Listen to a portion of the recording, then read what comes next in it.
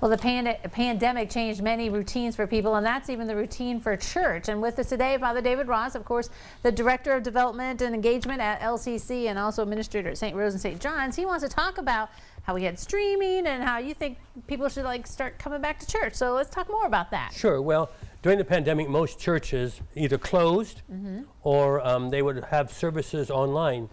I know a number of the Catholic parishes were not celebrating liturgies, we're not celebrating masses, but we did do streaming.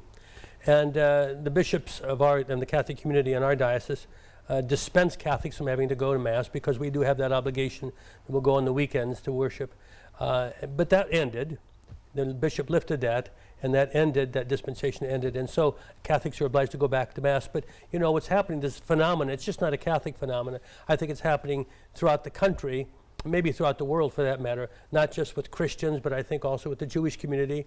And so we know from the reports that a number of people who did go in the past have stopped going, despite the fact that the pandemic has waned in these days.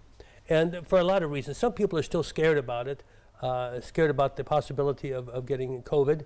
But a lot of people just said, I've heard anecdotally, well, I just enjoy being at home, you know, sitting up on the couch and having a cup of coffee and a donut, and I can watch you, Father, on the Mass. And I think about this phenomenon that's occurring and what's going to happen down the road. And I call to mind a gentleman by the name of Al, who used to be in my parish in Toledo. When I first got there, he called me, asked me to come to the hospital to be with his wife, Agnes, who was dying. They were married 60-some years. She died. Al would come to every one of the Masses we had on the weekend, all 3 Masses at the church where I was. And I wondered why. Well, he was so lonely, terribly lonely. And he was in his 80s at the time. He'd pull up in his car, walk up the steps into the church, look around for a young couple, especially if they had kids. And the greatest moment in Al's week was when I'd say, let's exchange with each other the sign of peace. He'd lean down, the kids would give him a kiss on the cheek, Mom and Dad would hug him. That's why he came to all 3 Masses. One Sunday, Al didn't show up. And so consequently, one of the ladies came to me and said, where is he? I said, go find out. The long and the short of it was he was at home. He was in bed because he had the flu. The people from the parish took care of him all that week. He came back the following week. The doors opened of the elevator when he walked in. What do you think everybody did? They saw Al, they stood up and started to applaud. So there's this need I think we have. There's this need that we have to be with each other. God says, if you love me, you love the people I created. At least that's how I interpret it. And so there's this need to be with each other so that when we are together with each other, we don't know the effect that we have on each other. You won't find in a streaming a Mass or a streaming worship ceremony.